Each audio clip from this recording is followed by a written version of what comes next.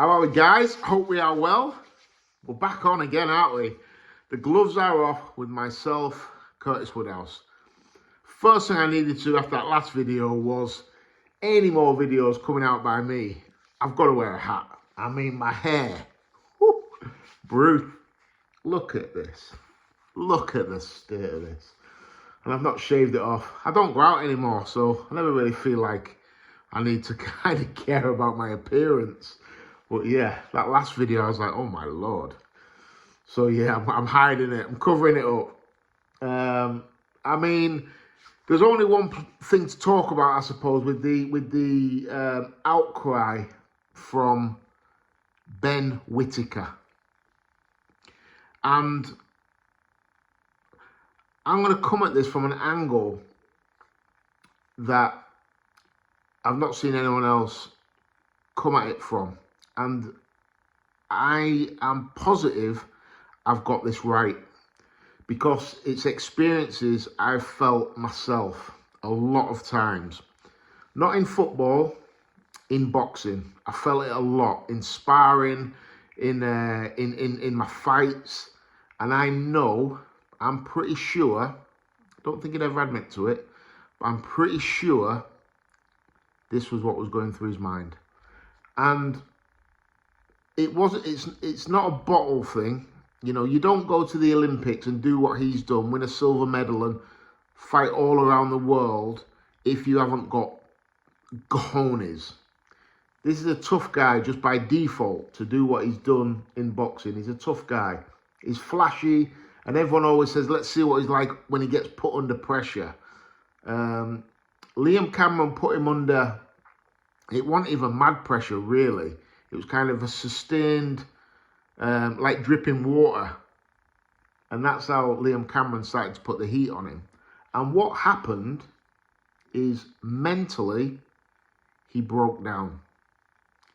Mentally, he broke down, okay? The pressure of the occasion, the pressure of who he is, the pressure of everything that's on the line, everyone's saying he's a superstar. It got too much. And mentally, he had a breakdown in there. He mentally malfunctioned and looked for a way out. And like I said, it's something I've experienced a lot in my time in boxing. I used to, if you ask any of my trainers, I used to come back to the corner and talk non-stop. Have I won that round? What score is it? How have you got it? Am I winning? How have you got it? Panic. It was panic. And it came from me coming from football, always feeling I was a little bit of an imposter in boxing, but always desperate to kind of show that I can do this. And the anxiety of a lot of events used to get to me. And a couple of times when I've been having hard fights, I remember my first tough fight was against Jay Morris, which was my first loss. And I remember sat on the stool after 3 or 4 rounds and I was shattered. And I'd done the rounds, I was fit, I'd done the rounds in sparring, but I was shattered. But emotionally and mentally, I felt like this is close. I'm going to lose this. And I remember sat on my stool thinking, like, I want out. I want out. Now, I chose to carry on.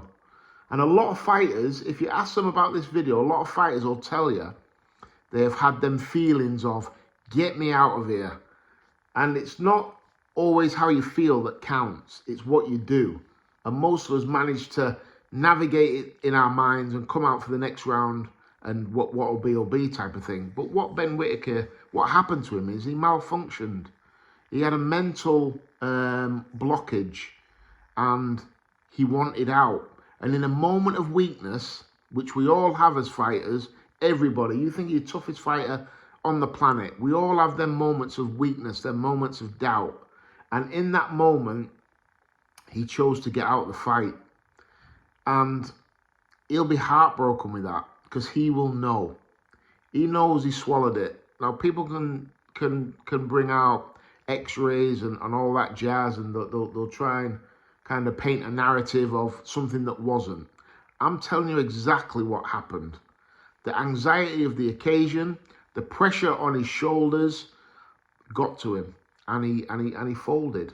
And the more I've been thinking about it, I've seen him get ridiculed online, and I've come out on Twitter and said he swallowed it. He chucked it. And he did.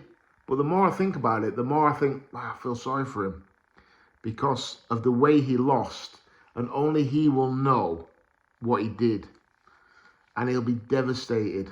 It'll cut deep, this one. It might be very, very difficult to get over. It's not as if he's been knocked out. If you get knocked out or beat up and lose, you can always kind of, that's a lot easier to deal with because you can just accept that this is boxing. On any given night, anyone can beat anybody. But he had a mental breakdown, you know, mental, what's the word I'm looking for? A blockage, a little mental spasm, and he never got through it. It broke him. And I just think it's from outside pressures, anxiety, and these are all things that he can deal with. I think he'll need a little bit of help. Speak to somebody, sports psychologist, psychiatrist, whatever they are. And I think he needs to explain how he felt, honestly and openly. And I know I'm right because I could see it. I watched the fight back about 5 times, and I could see him mentally starting to unravel as Liam Cameron started to get on top of him, and he started to get tired. And once you're tired in a boxing ring, let me tell you now, all sorts of really negative things start going through your mind. And that's probably the first time, I reckon, in a fight, he's ever had to get his second wind. Crazy. I mean, he's fighting 3-minute rounds in the amateurs. 3 threes. He'll never have to get out a second gear, never get out into his second wind. And once you have to, the first time, you panic because you think, I'm not fit, I'm not going to be able to get through it. And you do, you get your second wind. He's never had to get a second wind before. And I think the whole anxiety of it all crippled him. And I think it's quite sad because it must be horrible to get asked a question and he came up with the wrong answer. And all of us fighters get asked that same question.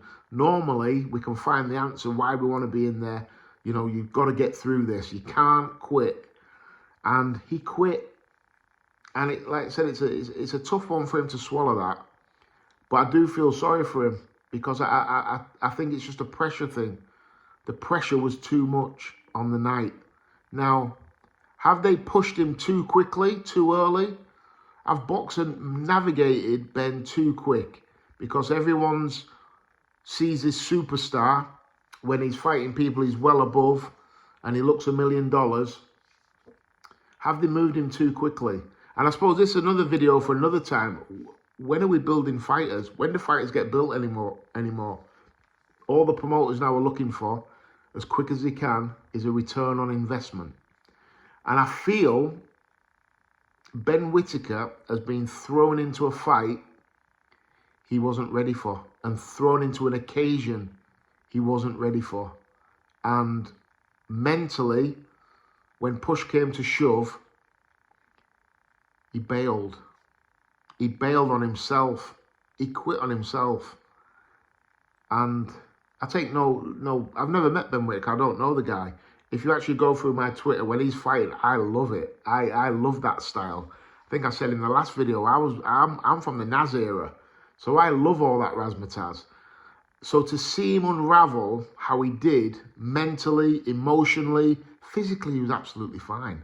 He just had to get his second wind. He's fit. I bet he trains all the time. Looks in fantastic condition all the time. This boy's a fit boy. But the anxiety of having that, when you're breathing, you're getting hit to the body, it's horrible. Trust me, I have lived this. So I understand exactly what he was going through. And he bailed on himself. And when you do something like that, as a fighter, we all think that we're about it. When push comes to shove, I'll be about it. And he learned on Saturday that he's not yet. I think he needs a massive rebuild. And I don't think any of it is physically. I think he needs to see somebody to talk about his anxieties in a boxing ring. Because that's why he unravelled, the anxiety of losing. And it's massive. Trust me on this one. It's huge. The anxiety of losing when you've got so much to lose, or you personally feel you've got so much to lose, it can be too much and it can boil over.